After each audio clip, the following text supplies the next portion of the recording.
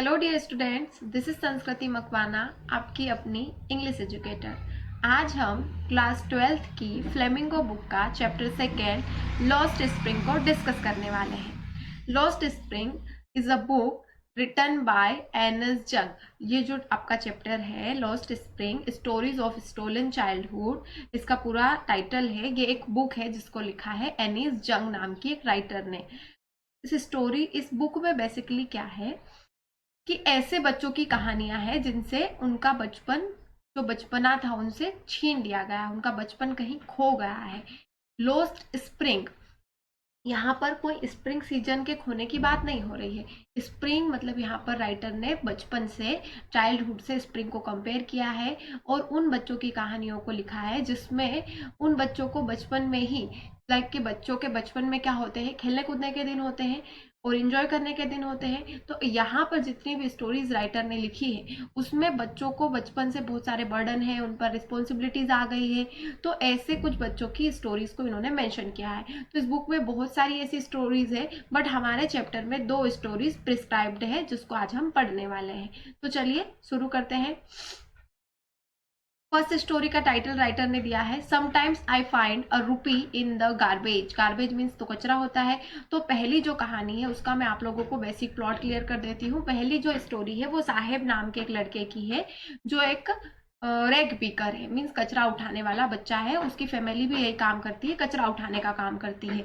तो यहाँ पर राइटर ने किस तरह से उसकी साहब से जान पहचान होती है और किस तरह से उसके दोस्तों से उस राइटर की बात होती है, फिर राइटर उनके घर तक विजिट करती है और उनकी कंडीशन को, सिचुएशंस को, और साहब से कैसे उसका बचपन छीन लिया गया है। उसको जो अदर बच्चों को जो खुशियां मिलती है वैसी खुशियां यहाँ पर साहब को नहीं मिलती है, उस सबको डिस्क्राइब किया गया है।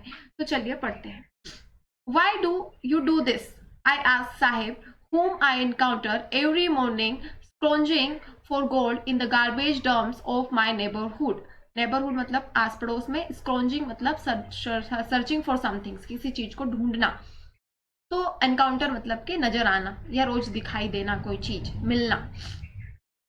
तो राइटर ने एक दिन साहेब से पूछा कि तुम ये सब क्यों करते हो।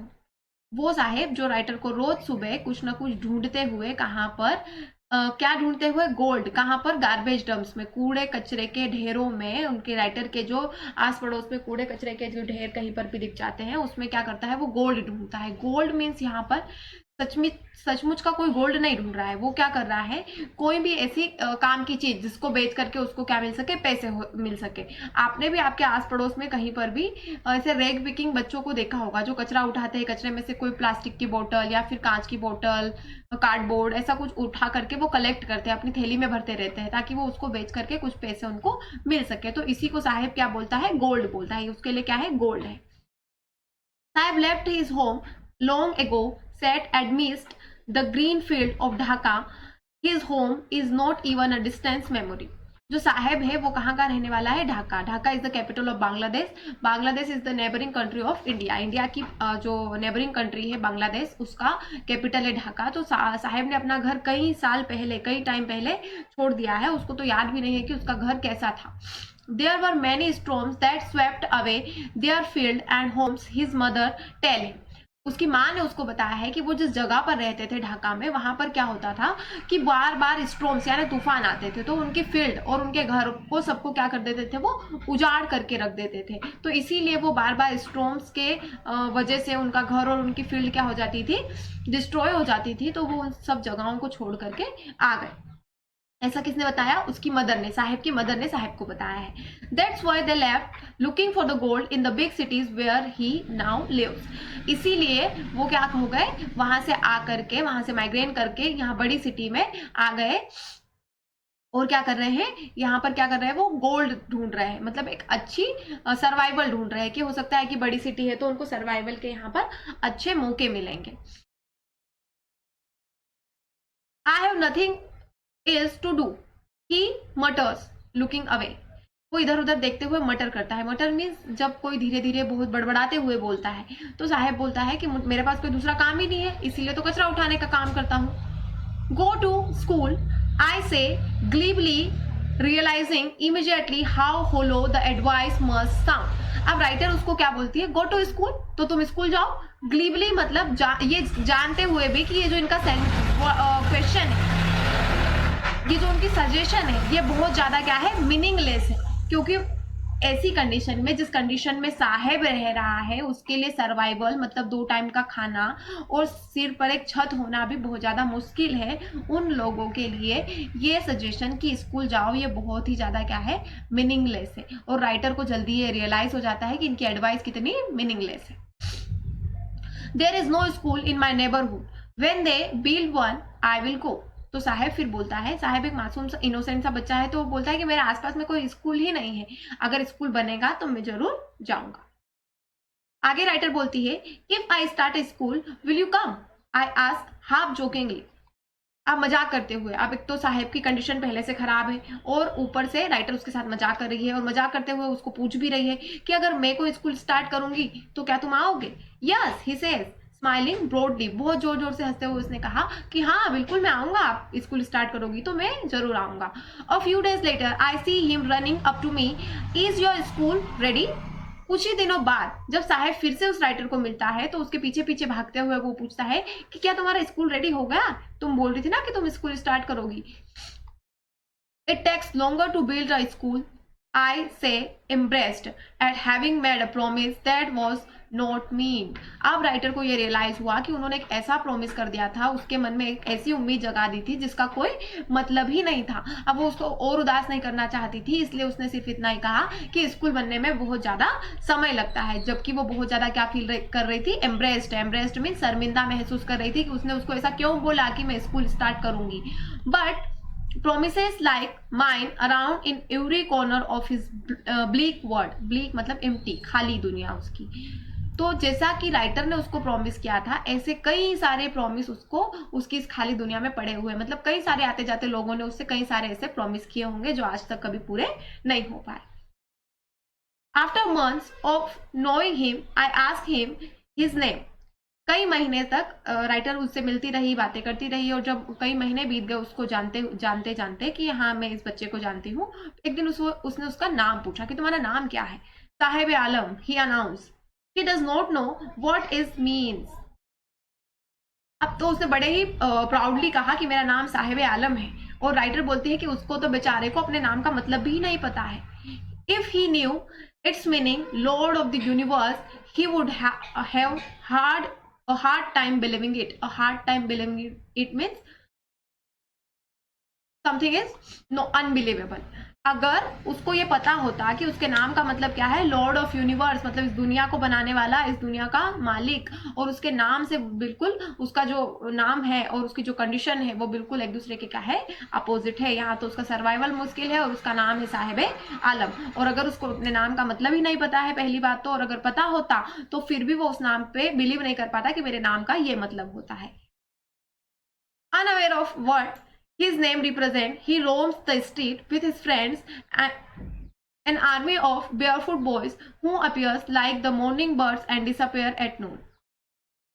अनअवेयर मतलब बेफिक्र होना, उसको उसके नाम के मतलब से कोई फर्क नहीं पड़ता. रोम्स मतलब यहाँ वहां घूमते रहना, कहाँ पर, गलियों में अपने फ्रेंड्स के साथ. जो आर्मी ऑफ बेयरफुट बॉयज है, आर्मी मतलब ग्रुप बोल समझ लीजिए आप. यहाँ पर बेयरफुट मतलब के उनके पैरों में चप्पल नहीं है, पैरों में कुछ पहना नहीं हो, जिसको हम बोलते हैं नंगे पाँव. तो कई सारे उसके ऐसे फ्रेंड्स हैं जो क्या करते हैं, नंगे पैरों अपने उन आसपास की गलियों में घूमते रहते हैं. और वो कैसे दिखाई देते हैं, मॉर्निंग में, सुबह सुबह आ जाते हैं वो लाइक बर्ड्स, और दिन में वो कहीं गायब हो जाते हैं. Over the months I have come to recognise each of them. कुछ ही महीनों में राइटर क्या हो गई, उन सब को पहचानने लग गई कि कौन है. Why aren't you wearing chappals, I ask one. अब एक को राइटर ने पूछा उनमें से, उन्हीं बॉयज में से जो साहेब और उसके फ्रेंड्स हैं उनमें से पूछा कि तुमने चप्पल क्यों नहीं पहनी.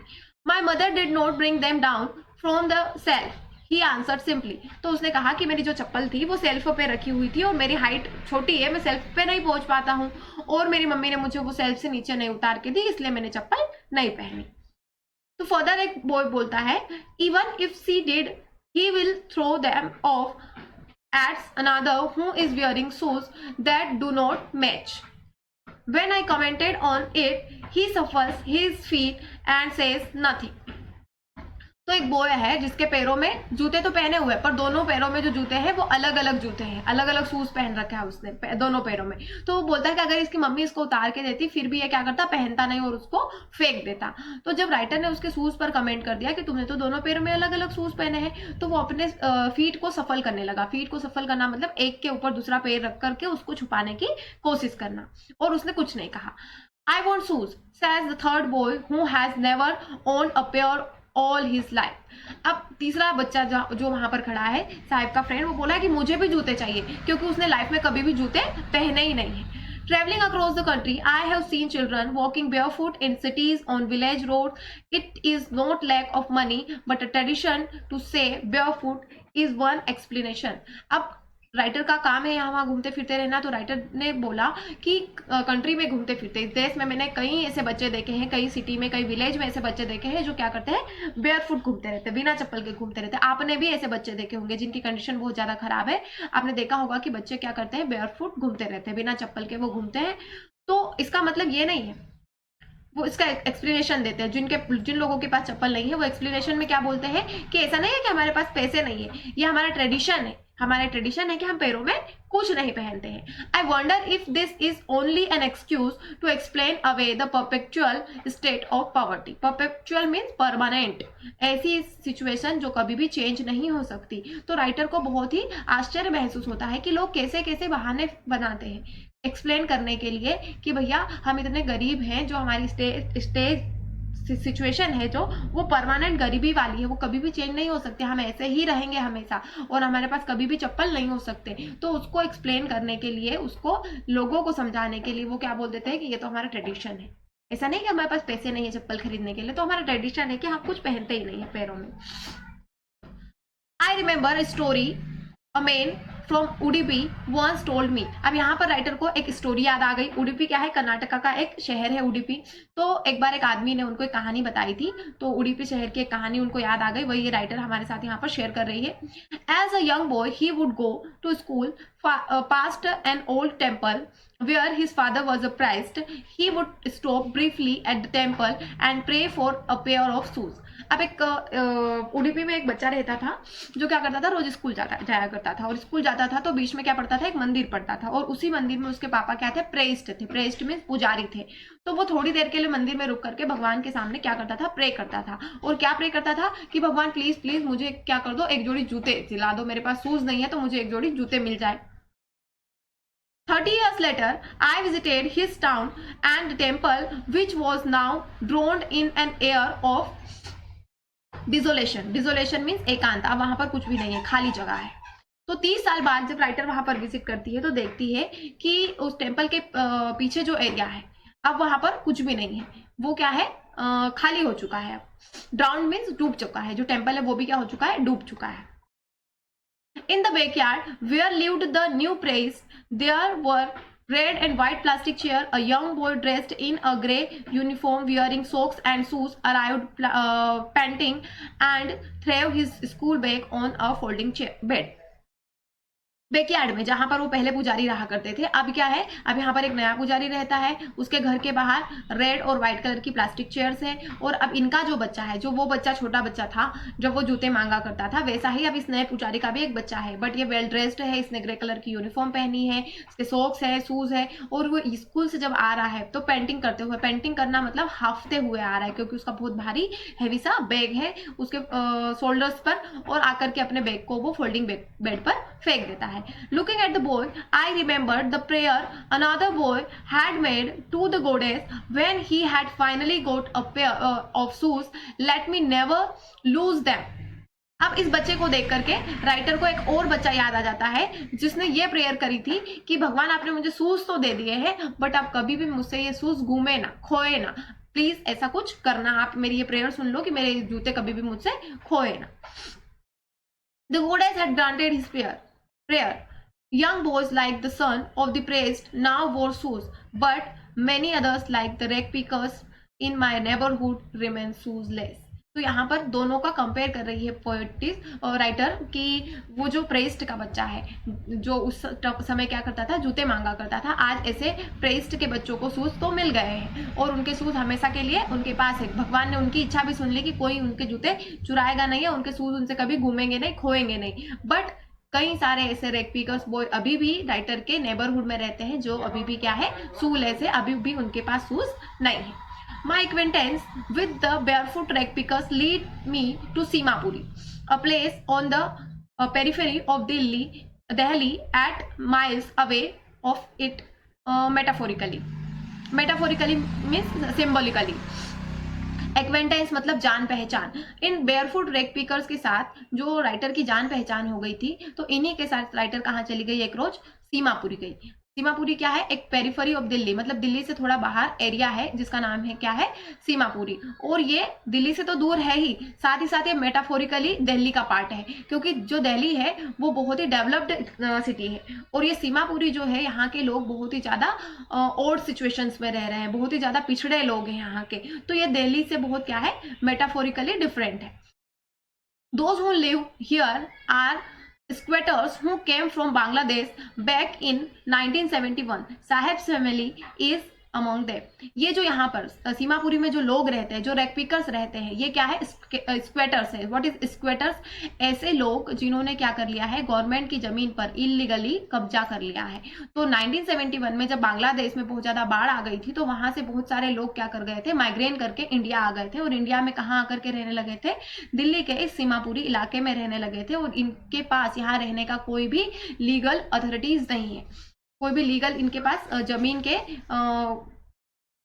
डॉक्यूमेंट्स नहीं है कि इस एरिया पर इनका हक है, ये इलीगली वहां पर रह रहे हैं। और साहब की फैमिली भी क्या है, उन्हीं में से एक है, उन स्क्वेटर में से एक है। Seemapuri was then a wilderness, it still is, but it is no longer empty. अब सीमापुरी क्या है, एक विल्डरनेस है। What is wilderness? एक ऐसा एरिया जहां पर पूरी सिटी का क्या किया जाता है, कचरा डंप किया जाता है, डंपलैंड बोलते हैं जिसको, जहां पर कचरा फेंका जाता है। तो सीमापुरी तब क्या हुआ करती थी, एक कचरे फेंकने की जगह हुआ करती थी, और अभी भी है, अभी भी वहां पर कचरा फेंका जाता है, बट अब ये खाली नहीं है, अब यहाँ पर लोग रहते हैं।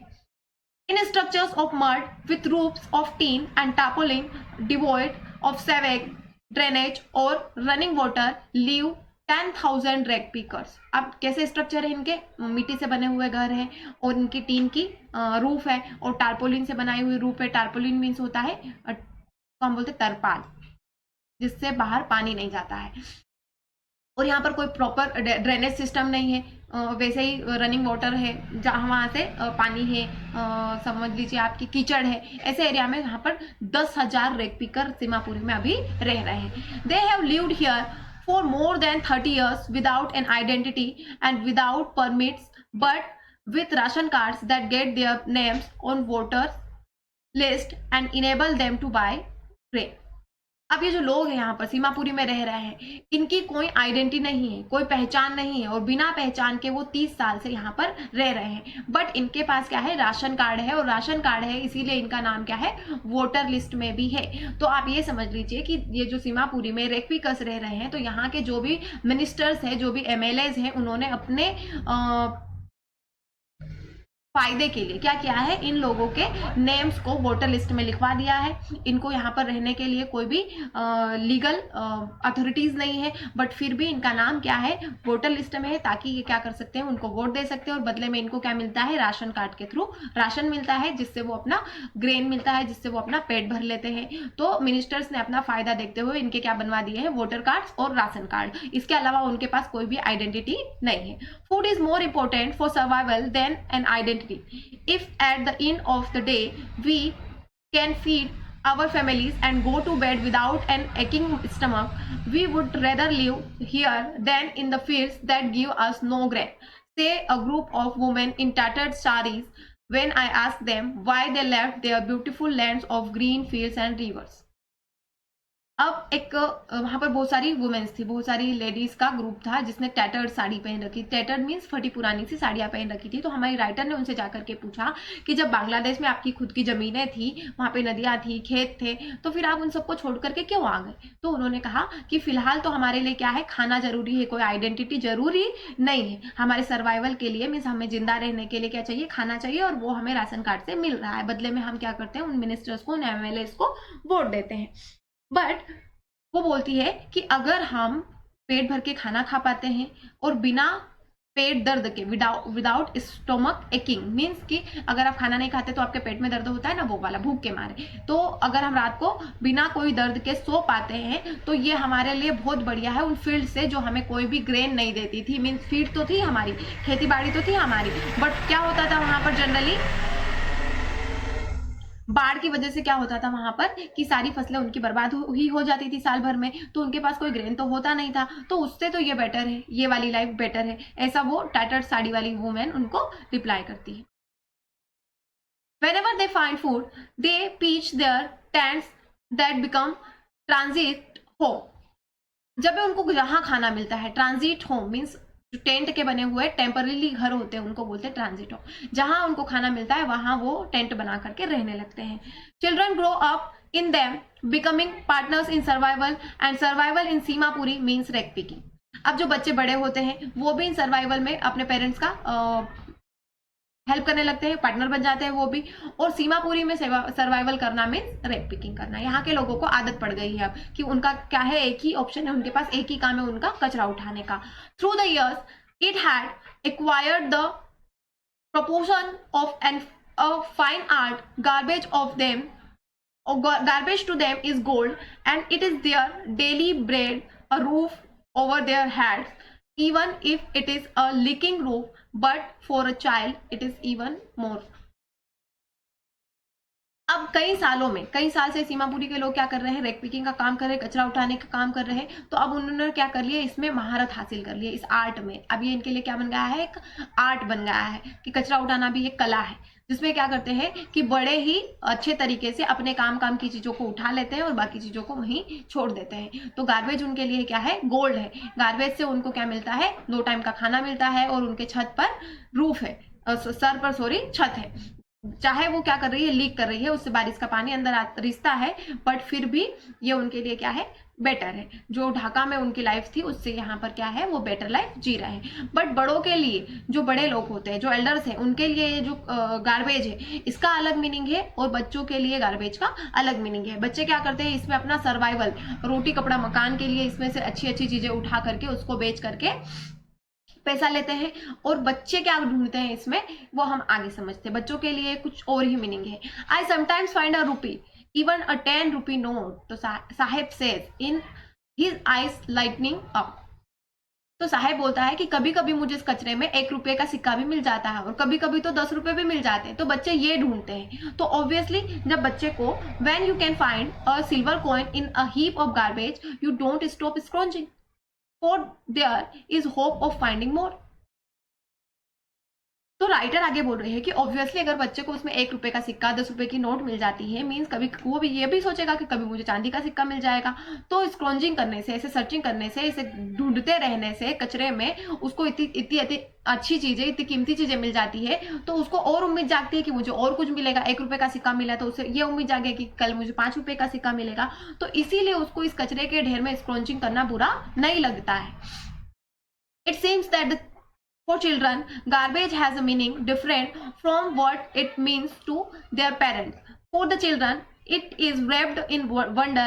For the elders, it is a mean of survival. ऐसा लगता है कि सीमापुरी के जो लोग हैं उनके बच्चों के लिए और बड़ों के लिए, जो पेरेंट्स हैं उनके लिए कचरे का दोनों के लिए डिफरेंट मीनिंग है। बच्चों के लिए ये किसी पन्नी में लपेटा हुआ एक सरप्राइज है, मतलब कभी भी कुछ भी मिल जाएगा, और कभी 1 रुपए का सिक्का, कभी 10 रुपए के सिक्के मिल जाएंगे, कभी कोई शूज मिल जाएंगे।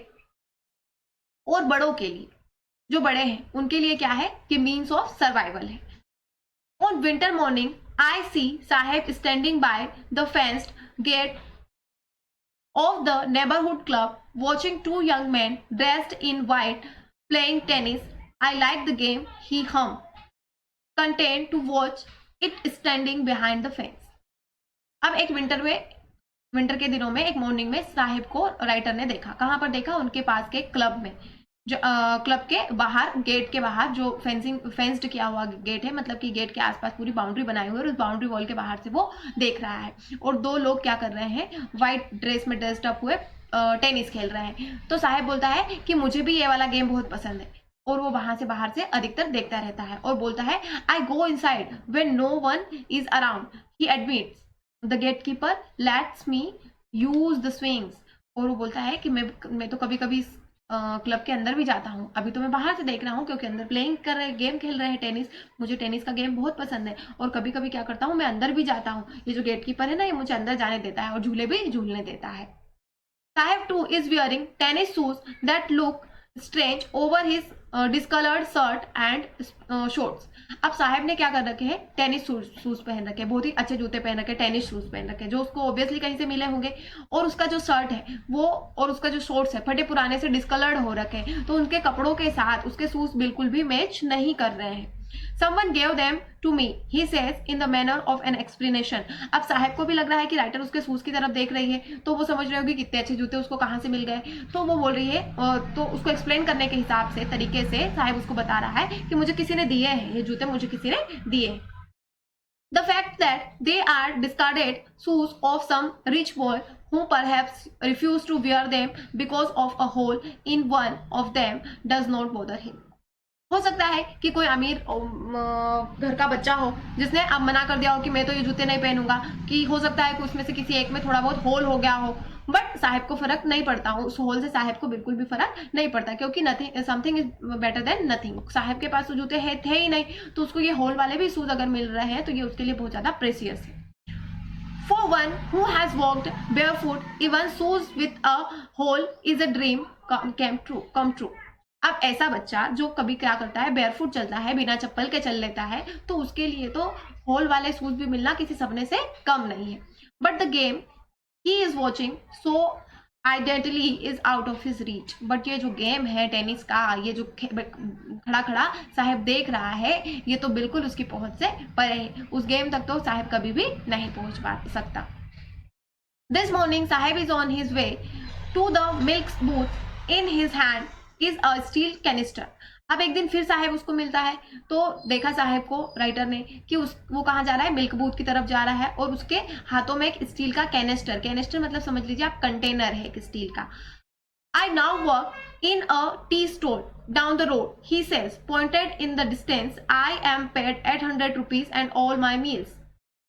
आगे वो राइटर को बताता है कि अब मुझे काम मिल गया, अब मैं कचरा नहीं उठाता, अब मैं क्या करता हूँ, टी स्टॉल पे काम करता हूँ। और ऐसे उंगली दिखाते हुए कहा कि वो कहाँ है, यही पास में ही टी स्टॉल है, वहां पे मैं काम करता हूँ, और उससे मुझे क्या मिलता है? 800 रुपीज की तनख्वाह मिलती है, और साथ में मैं दिन भर में जितना भी मेरा खाना होता है वो मुझे वहीं से मिलता है। टी स्टॉल का जो मालिक है वो मुझे खाना भी देता है। Does he like the job? अब राइटर उससे आगे पूछती है कि क्या उसको ये जॉब पसंद है। I ask. His face I see has lost the carefree look. तो तब राइटर ने देखा कि उसके चेहरे पर पहले जो केयरफ्री लुक हुआ करता था, बेफिक्री सा जो चेहरा उसका होता था, अब वो वैसा नहीं दिखाई दे रहा है, क्योंकि पहले वो क्या करता था? रेक पिकिंग करता था, कचरा उठाने का काम करता था, तो वो उसका अपना खुद का मालिक वो खुद था, बट अब वो किसी और के अंडर में काम करता है, अब उसका मालिक कोई और है।